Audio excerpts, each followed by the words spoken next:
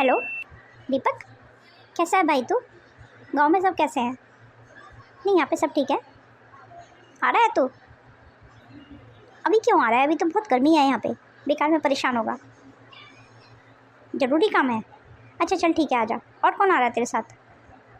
बीवी बच्चे आ रहे हैं? चल ठीक है, आ जा आ जा। ओहो, अब ये क्यों आ रहा है? कहीं ऐसा ना हो कि 2 महीने की छुट्टियों के लिए बीवी बच्चों को यहीं रहने के लिए आ रहा हो। ओहो, ऐसा ना हो भगवान जी। अब कैसे पता करूं? गाँव के लोग हैं, तौर तरीका है नहीं शहर में रहने का। पूरा घर गंदा कर देंगे और बच्चे आफत काट के रख देंगे पूरे घर में। ये चीज़ बिखेर, वो चीज़ बिखेर, यहाँ शरारत वहाँ शरारत। अब क्या करूँ मैं? अब मना भी नहीं कर सकती। बहू चला इधर आना। जी मम्मी जी, आपने मुझे बुलाया? हाँ बहू, मैं ये कह रही थी गांव से ना दीपक आ रहा है, तो वो नीचे नौकरों वाला कमरा है ना जो, वो खाली करा देना। वो अपने बीवी बच्चों के साथ वहीं रह लेगा। पर मम्मी, सर्वेंट रूम क्यों खाली कराना है? गेस्ट रूम भी तो है, वो भी तो खाली पड़ा है, उसी को साफ़ करा देती हूँ मैं। नहीं नहीं, सर्वेंट रूम ही ठीक है। गांव से आ रहा है ना वो, उसे शहर के तौर तरीके मालूम नहीं होंगे, कैसे रहते हैं इतने बड़े घर में। उसके लिए वही सर्वेंट रूम ठीक है। ठीक है मम्मी, जैसी आपकी मर्जी। बुआ नमस्ते। नमस्ते बच्चों, नमस्ते। अरे बुआ, आपका घर तो बहुत बड़ा है, बहुत सुंदर है। बुआ हम सोच रहे हैं हम थोड़े दिन यहीं रुक जाएंगे, कितना अच्छा लग रहा है यहाँ पे ना। हाँ फिर बहुत मजा आएगा। बच्चों भी बुआ को परेशान नहीं करो, हटो, पहले हमें तो मिलने दो दीदी से। चलो तुम बाहर जाओ, बाहर जाके खेलो। पर तुम किसी चीज़ को हाथ नहीं लगाना, पर्दों को, दीवारों को, क्योंकि हाथ गंदे होंगे ना तुम्हारे तो सारी दीवारें वगैरह काली हो जाएंगी। ठीक है? ठीक है बुआ। पाए लागूं दीदी। अरे अरे, थोड़ा दूर से, तुम्हारे हाथ गंदे होंगे ना, फिर मेरे सारे कपड़े ख़राब हो जाएंगे। चल बबीता, पहले नहा धो लेते हैं, फिर बाद में बात करेंगे दीदी से। ठीक है जी, चलो। क्या करूँ अब, कैसे पता लगाऊँ कितने दिन रहने वाले हैं ये लोग? सारा घर गंदा कर देंगे। कहीं ये पैसे मांगने तो नहीं आया? ओहो, अब क्या करूँ मैं? एक काम करती हूँ, इससे पहले कि ये पैसे वगैरह मांगने लगे, मैं अपना पहले ही पैसे का रोना स्टार्ट कर देती हूँ। हाँ, ये ठीक रहेगा। और दीदी, सब कैसा चल रहा है? क्या बताऊँ भैया, इस बार तो तेरे जिया जी को बहुत ज़्यादा लॉस हो गया बिजनेस में, लाखों रुपए का नुकसान हुआ है। बस हम तो बहुत ज़्यादा परेशान चल रहे हैं। हाँ, कैसे दीदी? कोई बात नहीं दीदी, आप परेशान नहीं हो, सब ठीक हो जाएगा। वो सब छोड़ो, तुम ये बताओ तुम्हारा कैसे आना हुआ?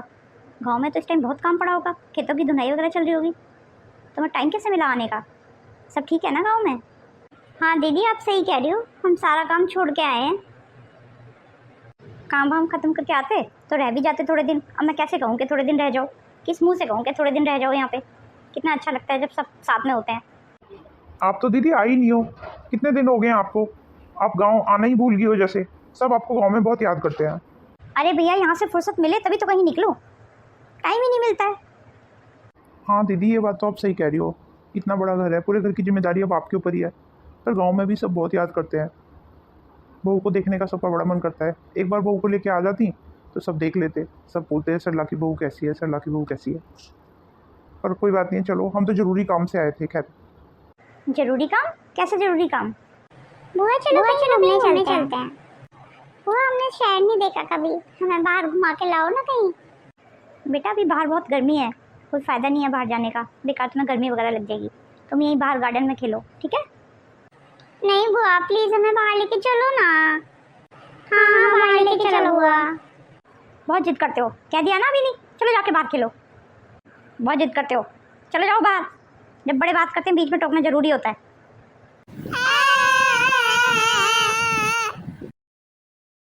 दीदी आप गुस्सा नहीं करो, बच्चों को माफ़ कर दीजिए, वो छोटे हैं ना अभी, उन्हें अभी चीज़ों का ज़्यादा पता नहीं है। कोई बात नहीं है बबीता, वो भी तो बच्चों की बुआ है ना, डांट दिया तो कोई बात नहीं है। वैसे भी हमारे पास टाइम नहीं है, हमें शाम को निकलना भी है। चलो हम तैयारी कर लेते हैं। हाँ तुम कुछ कह भी देते ना, कोई ज़रूरी काम है, बताओ क्या ज़रूरी काम है? बबीता, हम जो वो पेपर लेके आए हैं ना, वो वाली फाइल दीदी को दे दो, दीदी अपने आप देख लेंगी। ठीक है, ये भी निकाल के लाती हूँ। कैसे पेपर दीपक?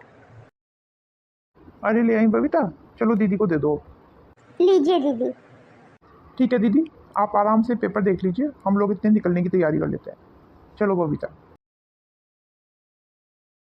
आखिर क्या है इन पेपरों में, देखूँ तो जरा। अरे ये क्या, मेरे भाई ने गांव की पूरी प्रॉपर्टी मेरे नाम करा दी, पर उसने ऐसा क्यों किया?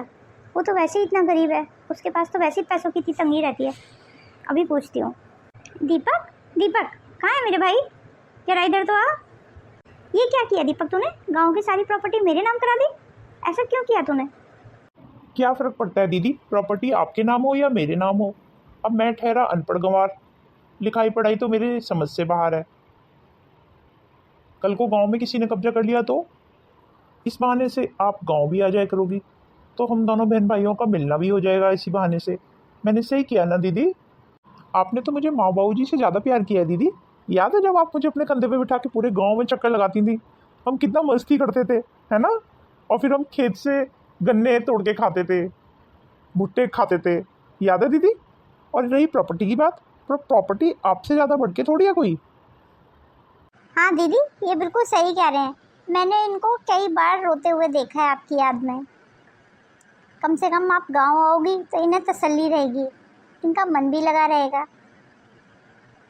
और सबसे बड़ी बात, बच्चों को बहुत अच्छा लगेगा, बच्चे बहुत याद करते हैं आपको। हाँ बुआ, गांव आओगी ना?